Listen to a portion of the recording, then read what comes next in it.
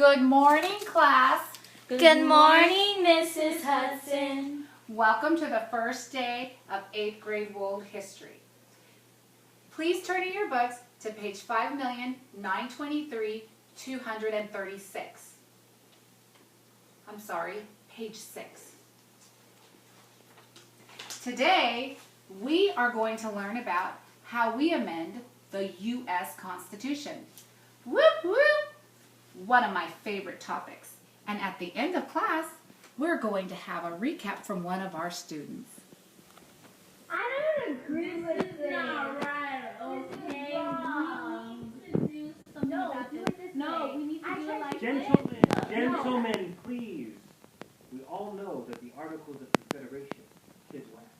What we need to do is agree on what needs to be changed. Well, we all know that our nation is broken. And don't forget, the government is weak. Ain't nobody got time for this war. Tis true. What else? No powers to tax. No powers to regulate commerce? No powers to domesticate affairs. And we need some branches up in this government. This Second Continental Congress needs a resolve for the 13 colonies. We need to listen to the people and change over our government to a democracy. Finally, we have this constitution structured. Now let's go through it. Hold up. Let me put it on my iPad right now. Here we go. Oh, LOL. Never mind. We the people, yada yada yada. We got these 7 articles, but these first 3 need some looking over. Article 1, legislative branch. What's to look at? I mean, we know that this branch consists of 400-something members and a Senate that together they will make up the U.S. Congress. Can we please move on? Because I'm wasting my time. Okay. Article 2, executive branch. This branch consists of the president and its cabinet. So George Washington, you gonna become president, right? You gonna get that power and lead this nation into prosperity. You don't get that money, but we get that money. Article 3, judicial branch. The courts. Basketball courts? No. More like Supreme Court? The judicial branch will leave Congress significant discretion to determine the shape and structure of the federal Judiciary? Yeah, that's what I meant.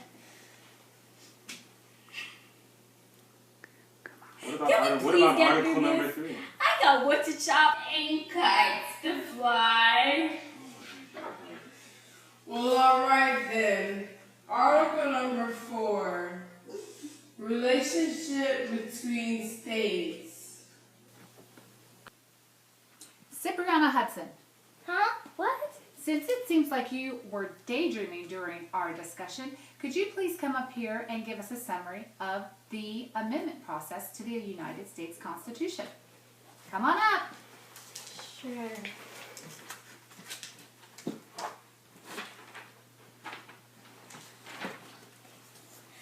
The constitutional amendment process. The authority to amend the Constitution of the United States is derived from Article 5 of the Constitution. There are essentially 2 ways spelled out in the Constitution for how to propose an amendment. One has never been used. The first method is for a bill to pass both houses of the legislature by a 2/3 majority in each. Once the bill has passed both houses, it goes on to the states. This is the route taken by all current amendments. Because of some long outstanding amendments, Congress will normally put a time limit, typically 7 years, for the bill to be approved as an amendment. The second method prescribed is for a constitutional convention to be called by 2/3 of the legislature of the states, and for that convention to propose 1 or more amendments. These amendments are then sent to the states to be approved or ratified by 3/4 of the legislators or conventions.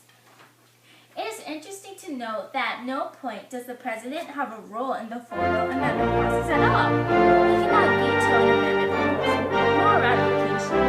So that is our constitutional